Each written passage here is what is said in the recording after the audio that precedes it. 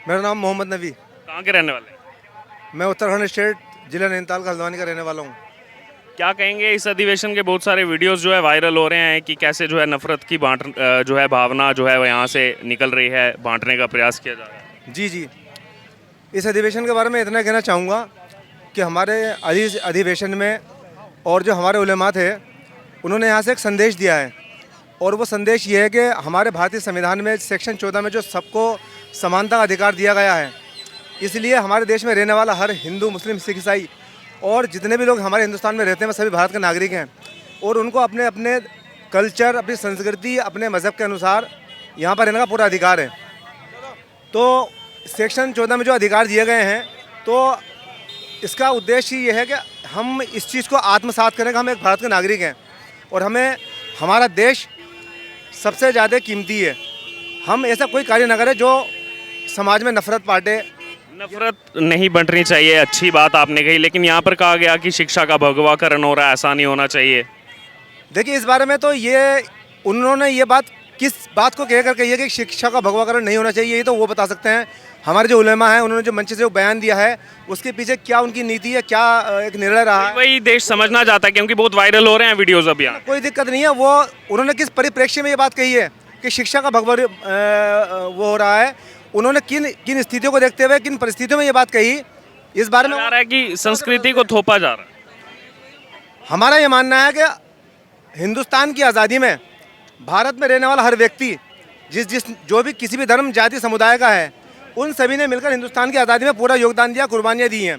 इसलिए हमारे हिंदुस्तान, भारत में रहने वाले हर व्यक्ति को पूरा अधिकार है रहने का, किसी जबरन। मेरा सवाल कुछ और था, कहा जा रहा है कि यहाँ पे संस्कृति को थोपा जा रहा है सरकार की तरफ से। नहीं, ऐसा ना, ये हमारे जो उलेमा हैं जिन्होंने मंच से ये बात कही है, तो मैं फिर ये बात बताना चाह रहा हूँ कि उन्होंने किन परिस्थितियों को ध्यान में रखते हुए या उन्होंने किस उसमें ये बात कही है, इस बारे में हमारे उलेमा बता सकते हैं।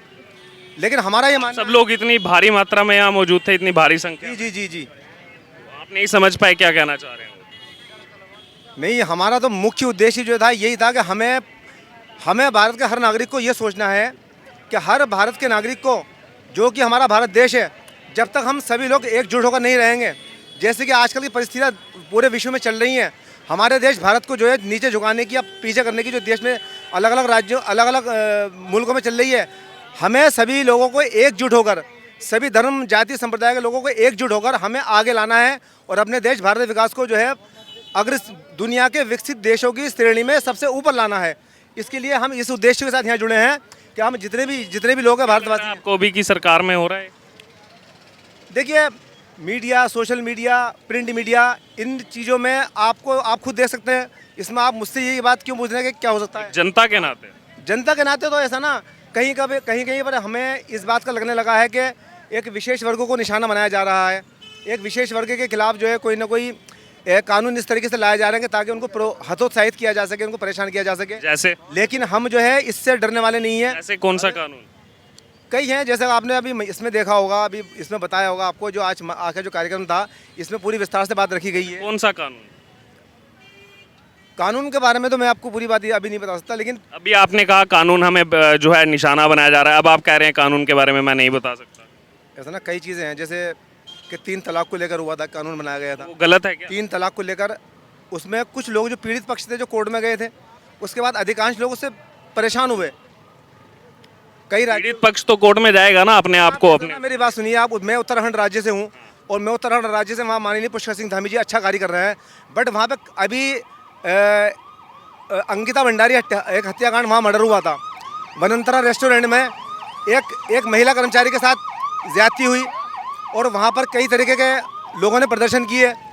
तो अगर हमारी जो वर्तमान सरकार है, हमारे मोदी जी इस समय बढ़िया कार्य कर रहे हैं, हमारे राज्य में बढ़िया कार्य हो रहा है, बट कहीं ना कहीं हमें ऐसा लगता है कि अभी भी जो है बच्चों के लिए, महिलाओं के लिए और जो सरकार को जो करना चाहिए था, अभी वो सरकार वो उतना नहीं कर पा रही है। कई चीज़ें ऐसी हैं, वर्तमान हालात को देखते हुए कई ऐसी चीज़ें हैं कि जैसे कि बेरोजगारी इस समय चरम पर है, बेरोजगारी चरम पर है। मैं पोस्ट ग्रेजुएट हूँ, मैं पोस्ट ग्रेजुएट से मैंने कम से कम 20 साल मैंने परेशानी झेलकर मैं नौकरी की तलाश में फिरा, लेकिन मुझे कहीं। इसके पीछे बहुत बड़ा मुद्दा जनसंख्या नहीं है?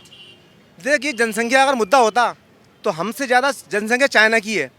चाइना की सरकार ने वहाँ के लोगों को रोज़गार दिया, चाइना की सरकार ने वहाँ के लोगों की जनसंख्या ज़्यादा है तो उनको ज़्यादा अधिकांश लोगों को काम दिए। हम जनसंख्या को पूरी तरह जिम्मेदार नहीं ठहरा सकते। जनसंख्या के लिए कहीं कि जनसंख्या बढ़ती जाए, रोजगार सरकार दे। नहीं, मुझे एक बात ये बताइए कि चाइना की जनसंख्या हमसे ज़्यादा है चीन की हालत क्या है? अभी आईएमएफ ने जो प्रोजेक्शन दिया यहाँ पर आने वाला जो अब विकास दर होगा, चीन का प्रोजेक्शन रेट क्या है और भारत का क्या है? भाई साहब ये एक लंबा विषय हो सकता है।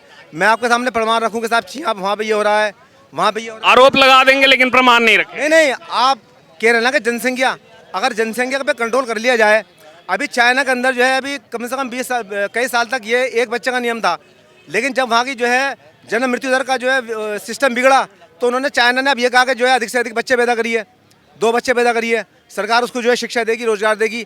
ऐसा क्यों, ऐसी असमानता? चाइना की आपने वहाँ की डेमोग्राफी हालत देखी है? वहाँ आज यहाँ पे तो आप ये बात बोल पा रहे हैं, चीन में क्या आप ये बात बोल पाएंगे?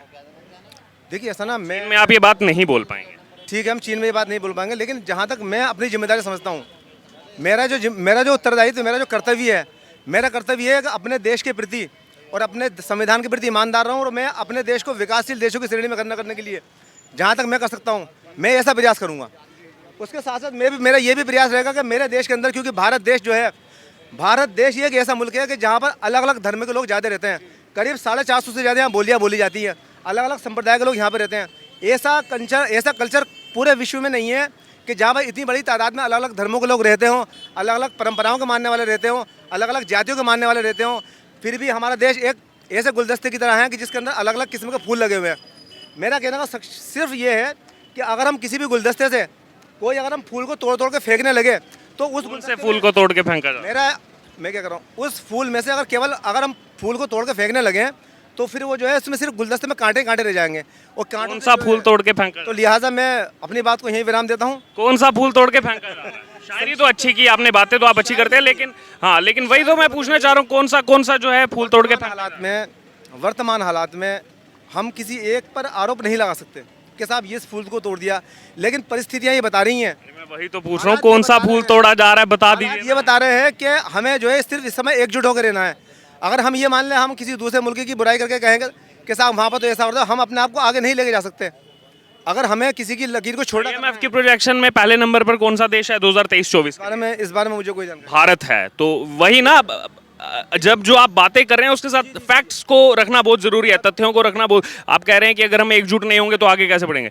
एकजुट है तभी आज भारत जो है, पिछले कई सालों से कोरोना काल इतना आया, पूरी दुनिया में मंदी का दौर है, ब्रिटेन माइनस में जा चुका है, जिसने इतने साल तक जो है गुलाम बना कर रखा भारत देश को, वो जो है माइनस में जा रहा है। और इंडिया चाइना से भी आगे निकल रहा है आईएमएफ की उसमें ग्रोथ रेट में, तेजी से विकास कर रहा है भारत।